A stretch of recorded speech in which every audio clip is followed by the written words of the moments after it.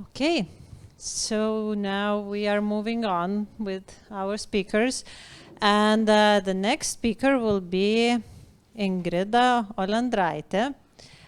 So Ingrida now is the CSO, to use the right letter, CSO of VUGENE that I mentioned before. Ingrida, well, she really has a passion for everything that's related to molecular world, and that's why she chose molecular biology studies at Vilnius University, and gained the experience in RNA methylation research, which inspired her even more, and to go deeper into synthetic biology, which then led to being part of Vilnius iGEM team, and I think you founded it, yeah, and then that co-founded it, and were leading this great initiative. And after that, Ingrida moved to London, and at University College London, she studied genetics of human disease, and then pursued PhD at University of Cambridge, focusing on computational study of RNA viruses. And I think at least some of us already seen some more like public communication about science from Ingrida, especially during the COVID times, which we don't remember anymore, but we remember Ingrida. And her move to VUGENE is very recent, so we are very happy that we will be able to see her live more here in Vilnius. So the floor is yours.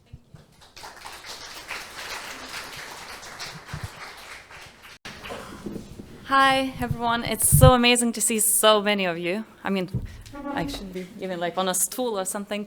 I'm actually very happy to see what was Agla's talk just before, because I think my story is very, very similar.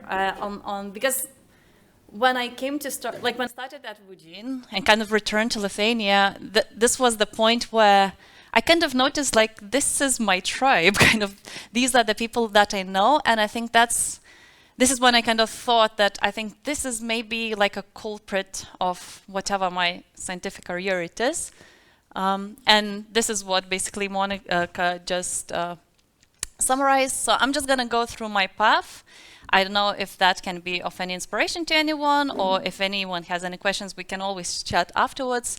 But it's not just like university and institutional logos. It's much more about people that you meet along the way.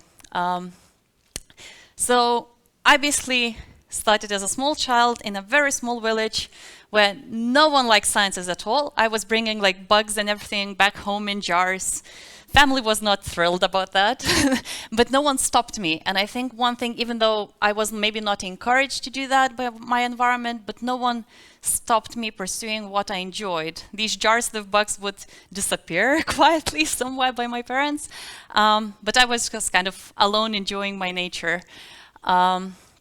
And this is where I would say my network or my tribe started, just with me, surrounded by nature. And then the school started. This is me. And in school, I really, again, it's not like a lonely, sad story. I had so many friends. Literally, I thought that school years are the best time of my life, and it cannot get any better. But really, no one is really into science or something. So I would sketch a lot in my notebooks and so on. And I had 3 wishes in that I just randomly one day put it on. And just like a few years back, I realized that actually these were like 3 dreams. Was to visit Yellowstone Park, Nature Science Park in US. Going to Vilnius was a big thing. So this was literally like from the same category as going to Mars. One of them, I don't know how, I thought about studying in Cambridge. Again, just random thought. And knowing that these first 2 fulfilled quite early in life, I'm a bit terrified about the third point. But yeah, like dream responsibly. But I think to summarize what I am as a personality, when I watched first time Matilda, the musical, not the movie, I recognized myself a lot in that. And I think if some of you might feel a little bit, I don't know, little, as they say in the movie or in the musical, I highly recommend to listen to some songs and to watch the musical. And these are just like very few lines. And these kind of things make maybe hard to be around me, but I think they really paved the way through my life. So just because you find that life's not fair, it doesn't mean that you just have to grin and bear it. And music is by Tim Minchin, so it's really singing in my head, so it's really hard to just read it. And then if you see that things are not right, you have to put it right. This is how I was all the time throughout my whole life. And nobody is gonna change my story but me. I don't know, I think that's just my personality. I can't really do anything about it, and I'm aware that it's sometimes hard to be around me. But I think this is the most important thing, like when you are down in your life and you think that I can't change, I can't do anything. Even if you're little, you can do a lot, even as a child. And you mustn't let a little thing, like feeling little, stop you. I mean, these are just children's songs, but I think there is a lot of passion and energy in that. And this is from the song called Naughty. And by being naughty, I don't mean that you should be unkind and nasty to people, but like my naughtiness was, for example, skipping lessons, using trucks and so on, hitchhiking to different science activities, and for example, meeting my rock stars, even though, you know, I would get N at the school, and I did a lot of that kind of stuff. So I think, yeah, just do what you like. But then, even though at school, I didn't have that big of like a network, like literally not a single person was interested in mathematics, physics, chemistry, or biology. In like 11th, 12th grade, we called all the guys and girls who were not actually coming to lessons, like, could you please choose physics? Could you please choose chemistry? So we could have a class for that. So then I joined a lot of extracurricular activities where I think I started building my tribe. So one thing was when I joined Nacionalinė Moksleivių Akademija, or NMA, where I started digging into biochemistry, and I met a lot of people who actually supported me throughout my year, and some of them are responsible for iGEM, some of them are responsible because I applied to UK. So this support was really important. I joined Biosandrauga, where we spent like day and night on Skype preparing for Olympiads and competitions, and just in general. For example, here is, I don't know if this is the, like here is Algis Toleikis, who is now a PI at university, and when I moved to London, he helped me, for example, to find where you can get cheap, good coffee. And you know, these kind of things, I think, they always make you feel that you're at home. It doesn't matter how far from home you are. I joined like business schools, like geography, physics, like many different things, and all these things led me to natural science faculty. So as I said, I thought at school, from this, it's down the line, it cannot get any better, and it did. I absolutely loved studying molecular biology at natural sciences faculty. As you can see, I embraced it fully. I loved it. I loved the people. I loved that curriculum was wide, where we focused on philosophy, politology, bioethics, programming, and molecular biology. So I'm very grateful to that, and I've already seen Indra and said that I'm gonna mention them, but I think this is an association which organizes science Olympiads and many different competitions and science communication events, and I think joining Orangine, as they are known in the public, was extremely important. I expanded my network so much, my tribe was built crazy, and to the extent that because of them I found my life partner. Right, so it's very influential in life, and people like Paulius or Ramūnas, you know, they go and do the difference in the world. Ramūnas was like at the education ministry or something now as a vice minister and so on. Paulius Lukas does amazing, crazy things in Lithuania, and just being near such people who are fun. And I think it's really true that if you laugh together with those people, you actually can do a lot of great things together. And we organize competitions, and for example, even I couldn't choose between the two pictures. It's like, should I put the for president or it should be Jana, who's actually super important also in my life, who's now working also at another startup. And when I meet the clients now at VUGENE, I see all those people that we had so much fun together, and it actually makes me feel way much more comfortable, then my brain works better, and so on. So I think these things, and this is Indra, who is now still at Thermo Fisher Scientific and was also amazing during that time, and for example, very helpful with iGEM. These things always come together. I joined LithuaniaBIO class, we went to a lot of schools, so again, you meet the future scientists, future potential. I don't know, has any one of you been at any LithuaniaBIO classes, activities? Ah, quite a few. Yes, glad to see. I did a lot of activities. I played in the orchestra, I did some hiking and for representing faculty and so on. But then also, actually, because of Indra, I came to Institute of Biotechnology, where I joined and worked on RNA methylation. And I think it just, in general, the faculty brought me so many like-minded people that, you know, despite us being tired and so on, we still could enjoy the pouring rain, just going out there and embracing it. It doesn't matter what kind of storm in life comes. And with that, I came to the point in my life where, even though I was working on RNA methylation, I knew a lot of molecular biology, but I had no clue about synthetic biology. And when I was contacted by Danish to organize first Lithuanian team, I was like, I don't know what it is, but like, I like him. I have friends who can do something. Let's go for it. So that was the very first picture of our very first team. And that's the man behind it who had the idea about it. And I knew Danish from NMA. I knew all the team members are basically my friends or friends of my friends who I met. Like, I knew them not because they are my cousins or something. I met them because we were going out there and doing fun things together, literally, like that. And that's because of embracing the time at the faculty. And initially, we were super scared because it was first time. Imagine how it looks like when you are a student, you come to like a venture capitalist and all these kind of meetings, and you say, can you please give us like thousands of euros? We want to kind of basically play in the lab. And it's amazing opportunity to learn from scratch. And I think it's now the teams, like it's been 9-10 years, every year going, and I think they are so professional that now there's a perfect specialization and so on within the team, but like we needed to do everything ourselves, from lab to communications to funding and so on, that we really hoped that at least one of us could go to US to do the presentation, because then we can like tick that we actually did it. So that was like our almost maximum plan, but we managed all of us to go to US, so that was already a win, and then we were nominated as top like 5 project. And it was really, really great time, and I'm extremely, I love those people that we work together. But the thing was that once iGEM finished, and actually the whole team went to US, I was the last one to come, because after going to US, I also moved to London, so it was kind of one-way corner trip. And I expanded my bubble, my tribe even more, because I joined different university where I studied genetics of human disease, and I think at University College London, and I think UCL is absolutely amazing in how it pushed us all together.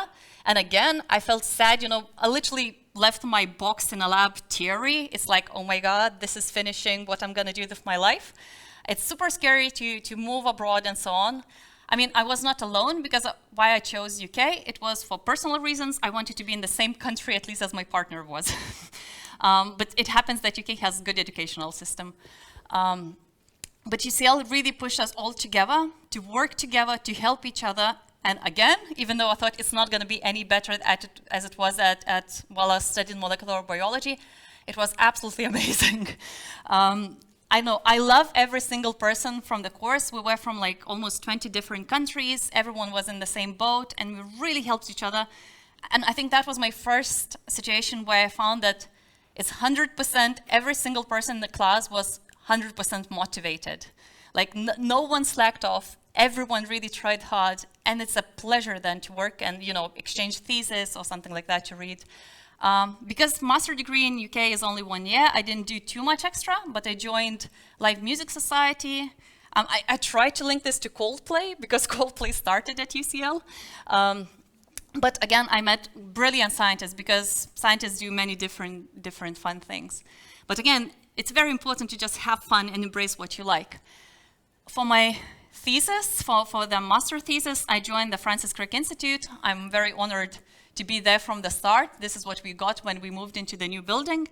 And again, I jumped into totally different field. And I want to encourage that because every time you switch labs, it's not that you increase in salary or something afterwards, but you meet new people, you get to explore and see if you like it, especially if you are very early in your career. So I worked on transcription factor binding model kind of where we trained deep learning. So I changed fully computationally, where I joined Nick Lescombe lab, where you can see people are from everywhere. And again, among those people, you find amazing people. And Andrew, who was my supervisor, I don't know like with this one where it works, but he wrote the book Ageless, which I was quite happy to find at the airport that it's translated to Lithuanian as well. And then afterwards, I moved to Cambridge because my partner had a job there, so I needed to apply, to be bluntly honest. But I didn't have problems with marks or anything. I really liked what I do. That was my passion. Though I had problems with English, I barely made it to IELTS test and so on. I mean, I'm probably a little bit dyslexic or something. I'm not tested and so on, but I hate any kind of examinations and so on, so it really didn't help. But it was good enough for Cambridge. And therefore, my bubble expanded even more because you go and meet new people. It really helps when you go anywhere. It's actually, Lithuanian network is fantastic. And before Brexit, we were so many Lithuanians at University of Cambridge. And I happened also to be the president of the society. So again, you go there, you volunteer, you put yourself out there, you meet new people, and they make you feel at home. And for my PhD, I joined Andrew Firth's lab. Again, knew nothing about RNA viruses, knew a lot about molecular biology, but not necessarily that good at programming at that time. But why I chose the lab, it was one thing, love for molecular biology. Another thing that with Andrew, after my official interview, we just ended up chatting for hours about astrobiology and RNA world hypothesis and how it connects to RNA viruses and so on. And after our informal chat, he sent me like 5 papers to read about that and so on. So it was really just pleasant experience to be around people who are inspiring, who care about you, and you share similar passions. And I finished my PhD in Andrew's lab, and we celebrated with my child afterwards. Cambridge is very known for drinking a lot of wine throughout the year. It's not necessarily that we drink it. Sometimes water goes down and we don't have any water on the table left, but wine, there's always plenty of wine. And this is me, this is the most prestigious thing that you can do in Cambridge is to walk on the grass. You're only allowed to do that when you're a postdoctoral fellow and so on and associated with the college and yada yada, but this is on graduation day, you can walk on the grass. And then I shortly jumped into another, I want to say friend, PI's group, because we bonded through the love for RDRP protein that I worked during my PhD years. Again, embracing new stuff, new information, exploring what I love. And then I joined back Andrew's lab because AJ's lab moved to Princeton in the US and I didn't want to move to the US.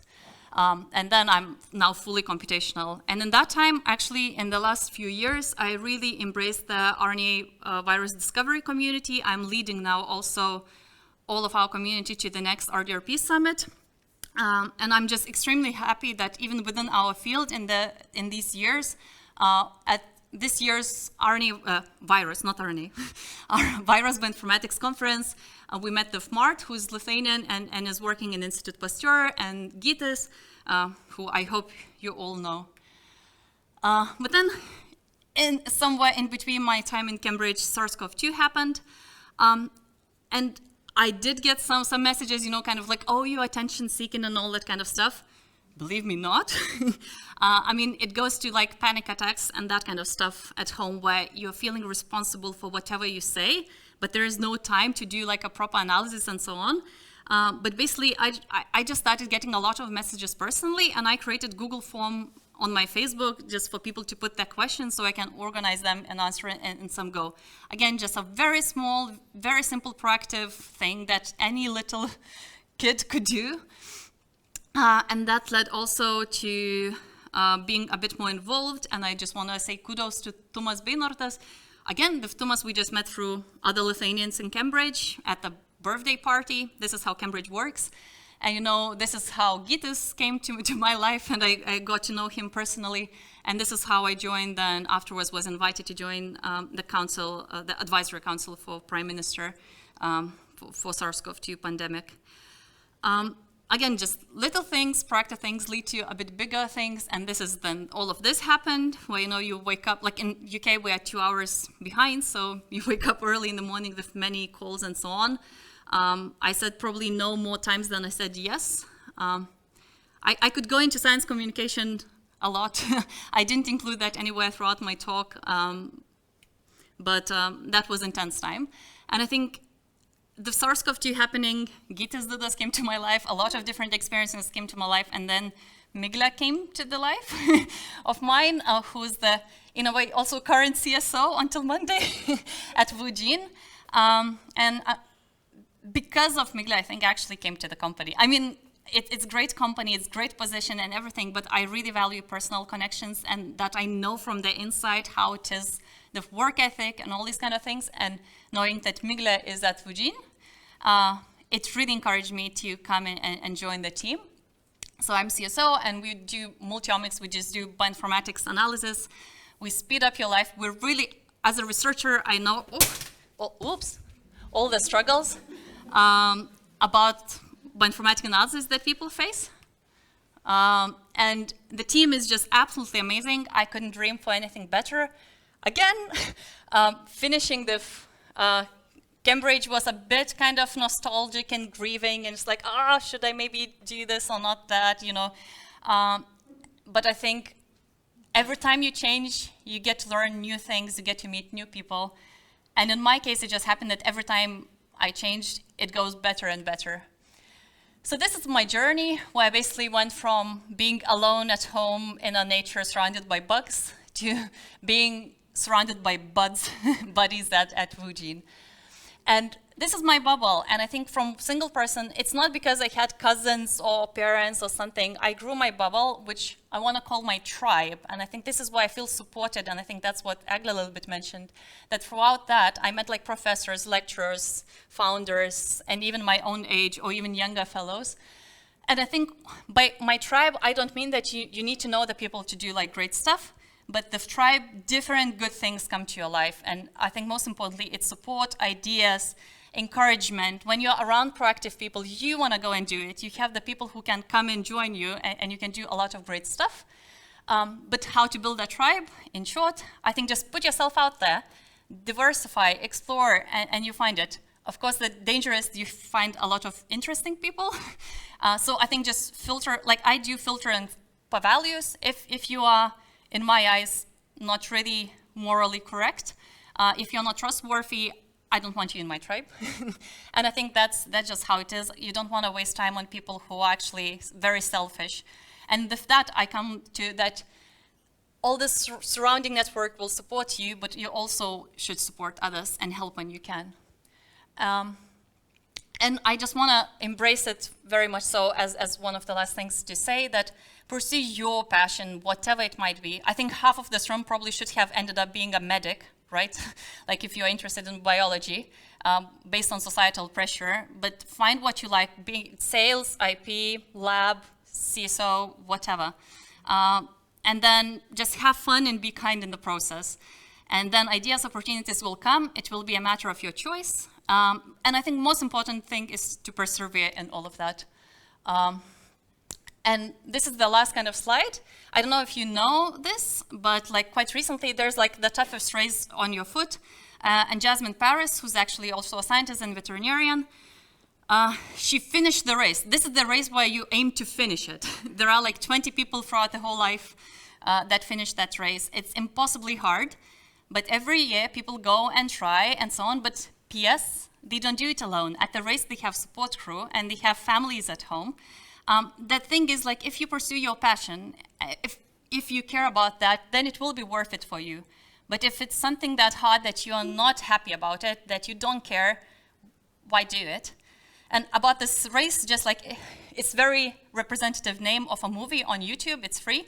which is called Where Your Dreams Go to Die. It's about like how hard that race is. And I'm just gonna finish with that one, that for women in science and gender balance, I think it's super important to have someone not support just academically and in the research, but at home. And I think I couldn't do that without my partner, Jonas. So he's supporting, you know, me being here. He's now single parenting the whole week at home while I'm here enjoying all of this. But his dream and his passion is kiteboarding, so I spend hours and hours on the beach taking kite down, lifting up, taking videos and photos. And I think this is just very important that in partnership we should support each other. It should not also be that your partner always supports you or you always support the partner. I think we should strive for balance. And with that, I hope we can chat afterwards, and maybe there will be some questions.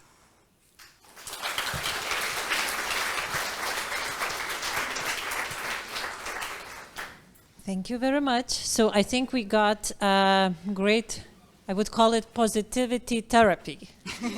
But at the same time, I mean, it's really something to learn from, but at least how I felt listening to you, that it's not just, you know, some shallow positivity, it's really appreciation of people who are around you and who were around you and how they actually impacted you. And I think, you know, that's why we are also here, that, you know, we would network, we would get to know each other and maybe build relationships, and at the same time get inspired and look around and really appreciate the people that are around us and how they, you know, how they impact us, how they support us, how they motivate us, or just give the example, because I think that's something that we very often lack and forget, how much impact the people around us actually give to where you are and what you do. And then probably, you know, in your story, if you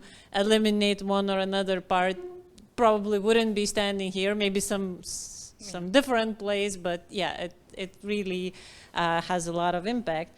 And actually we have a couple of questions for you. And so one question was about the biggest challenge being back to Lithuania, but I'm not sure if you are fully back. Yeah, I'm not fully back. I'm in between. My home is still now currently at Cambridge, you know, but we are looking forward to it, but probably in a year or two time. The challenge is for both of us to have interesting jobs, very bluntly, openly. I mean, we love it that this is like biotechnologically rich country. My partner is not in biotech. So it's important for both of us to support each other and have interesting jobs. And I'm very aware that every small country, we can't have all different sectors available and so on. Actually, the challenge is that Cambridge is so rich in opportunities that it's a bit hard to leave. As someone said, like from Finland, like one PI who's been in Cambridge now for 30 years or something, he said like, oh, Cambridge is like a black hole. It's like everyone comes there expecting to stay like for 3-4 years, and here you are 20 years later. So I hope we're not gonna end up in that position. But life sciences and biotechnology, I think, like look at this crowd today, everyone's so bright, everyone's keen to do things. And I think we are in a good field to be in Lithuania. Well, I think we all should contribute to make Lithuania that black hole where people come and cannot leave. We have all the means for that. Yes. Maybe just a little bit more, you know, proudness of how good it's here. And another question, well, it's related. What's next? What is your career vision and dreams aside from going to Mars? I don't know, we'll see. We'll see where VUGENE goes. I think now it's very much depending on that. I just started to embrace this journey. I don't know, like Migla's shoes were so big that, you know, it's really hard to step in, and she did an amazing job before that. So I still need to figure out. And I know, like we were discussing, you know, what's like 5-year plan, what's 10-year plan. Bluntly, I don't know. Like we'll see as it goes, like because all the opportunities and all these ideas and things, they do come in handy. So life will show. Again, I'm just open-minded, open eyes, and I wish all the best for VUGENE. And I think VUGENE as a company has so much opportunity to grow that and do very interesting things within the company that we'll see how it goes. Thank you very much.